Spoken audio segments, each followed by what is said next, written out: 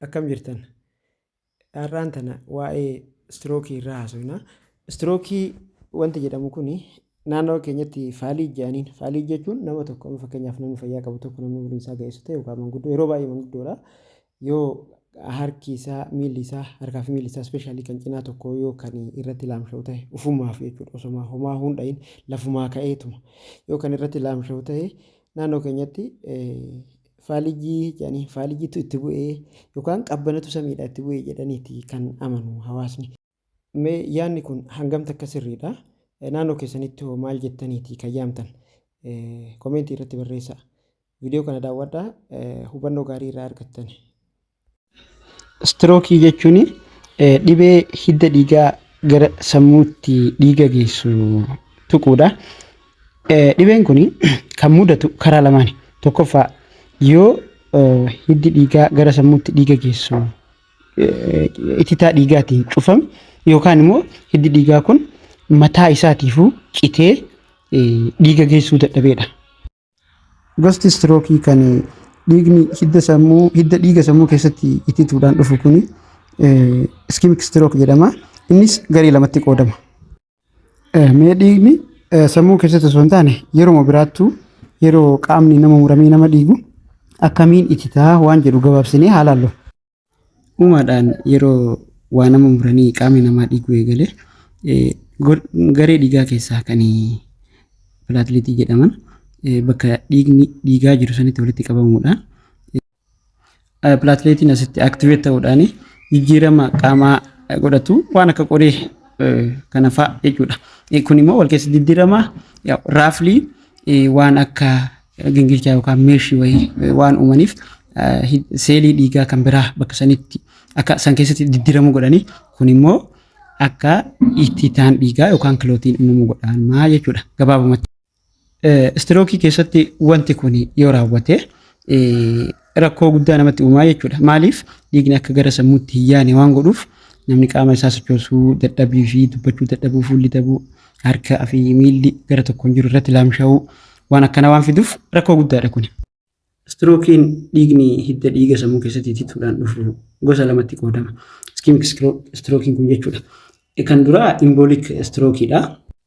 Imboolik istirookiin kun kan dhufu yeroo dhiigni qaama keessa bakka biraatti ititee jechuudha. Fakkeenyaaf onnee keessatti ititee gara sammuutti deemee hidda dhiigaa sammuu keessa osoo deemu hidda dhiigaa sammuu kan irra qal'aa tokko cufe jechuudha. Moggaasni imboolik istirook jedhu jecha imboolas jedhu irraa dhufe. Imboolas jechuun dhiiga ititee hidda dhiigaa keessa deemu jechuudha. Iskimik istirookii keessaa gosti lammaffaan tiroombootik istirook jedhama. Tiroombootik istirookiin kun kan mudachuu danda'u yeroo dhiigni hidda dhiigaa keessatti hidda dhiigaa gara sammuutti dhiiga geessu jechuudha. Hidda dhiigaa gara sammuutti dhiiga geessu kana keessatti dhiigni yeroo itituudha. Kun immoo akkamittiin uumamuu danda'a? Dhiigni yeroo hidda dhiigaa keessa deemu kolesteroolii of keessaa qaba. Kolesterooliin kun immoo suuta suutaan hidda dhiigaa kanatti maxxanaa deemeeti boodarra hidda dhiigaa kana dhiphisa. Hidda dhiigaa kana dhiphiseeti macarrashaa irratti maal godhaa? Akka dhiigni hin dabarre almost godhaa. Achi booda dhiigni hidda dhiigaa keessatti itituun ni mala yookaan immoo pileekummaan yookaan wanti irratti maxxane kun karaa cufeetuma akka hiddi dhiigaa dhiiga hin dabarsine godhee dhiigni akka hidda dhiigaa keessatti ititu godhee tiroombootik istirookiin kun akka uumamu gochuu ni mala jechuudha. Walumaa galatti iskimik istirookii bakka lamatti qoonneeti kan ilaalle imboolik istirookii fi tiroombootik istirookiidha. Lamaan isaaniitu sammuun dhiiga akka hin arganne ta'uurraa kan dhufanii jechuudha. Gosti kun lamaan walumaa galatti istirookii keessaa parsantaa 85 ni ta'u. Gosti istirookii inni lammaffaan gosa heemorejik istirook jedhamudha. Gosti kun hiddi dhiigaa kan sammuu keessatti argamu dhoohuudhaan dhiigni yeroo sammuu keessatti gadi naqamu kan namatti dhufu. Gosti kun dhiibbaa dhiigaa ol ka'aa yookaan giffiitii qabaachuudhaan wal qabata. Carraan yoo heemorejik istirookiidhaan qabaman carraan duudha kan iskimik istirookii irra ol ka'aadha waan ta'eef gosti kun hammaataadha jechuudha. Walumaa galatti dhibeen istirookii kan namatti dhufu sababoota erga reefu haasofne kanneen irraa ka'uudhaan dhiigni gara sammuutti yoo yaa'uu dhabe seelonni sammuu oksijiinii fi niwutirantoota barbaachisan waan enerjiidhaaf barbaachisu waan jireenyaaf isaan barbaachisu waan hin arganneef hojii dhaabuu jechuudha. Du'uu eegaluu jechuudha. Kanarraa ka'uudhaan namoonni mallattoolee garaagaraa agarsiisanii fakkeenyaaf namni tokko yeroo istirookiidhaan qabame qaamni isaa kan cinaa tokko guutummaatti socho'uu fi diduun malaa yookaan cinaadhaan socho'uu fi diduun malaa fuulli cinaa tokkotti dabuun malaa harki socho'uu fi dhabuu miilli socho'uu fi dhabuu mataa dhukkubbii ajaa'iba mataa dhukkubbii ulfaata mataa dhukkubbii takkaa jireenya isaa keessatti namni argee hin beekne fa'aa gariin dhaabbatee deemuu dadhabuu baalaansii fi dhabuu jechuudha. Fuuluma ilaaluudhaan illee irraa tilmaamuun ni danda'ama. Ijjumaan fuula isaa ilaalaniitu fuulli isaa cinaatti dabuun mala.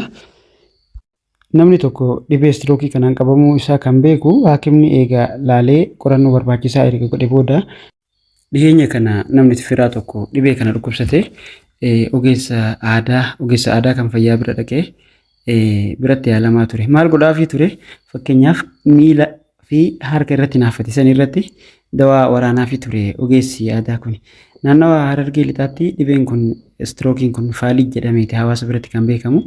Akka hawaasni amanutti dhibeen kun samiirraa namatti bu'a yookaan qabbanatti samiirraa namatti bu'a jedhaniiti. Haa ta'u malee dhibeen istirookii yookaan faalijiin isaan jedhan kun wanti samiidhaa namatti bu'ullee hin jiru qabbanti samiidhaa namatti buutullee hin jirtu abaarsi kamuu hin jiru dhibeen kun uumaadhumaan akka reefu viidiyoo keessatti kaasaa turretti dhiigni gara sammuutti sirriitti yaa'uu dhabuudhaan yookaan immoo dhiigni sammuu keessatti gadi dhangala'uudhaan kan namatti dhufuudha. Hawaasni dhibee kanaaf kan yaala argachuu barbaadu kan yaala barbaaduu qabu hospitaalota keessatti malee nama aadaa bira dhaquudhaan nama aadaa kan ogeessa aadaa kan nama shawwadee marfee miila laamshawweerra harka laamshawweerra marfee nama waraanu kana bira deemuun qabu. Dabalataanis ogeeyyiin fayyaa kan aadaa waan akkanaa kanarraa of eeguu akka qaban dhaamsa dabarsuun barbaada. Galatooma.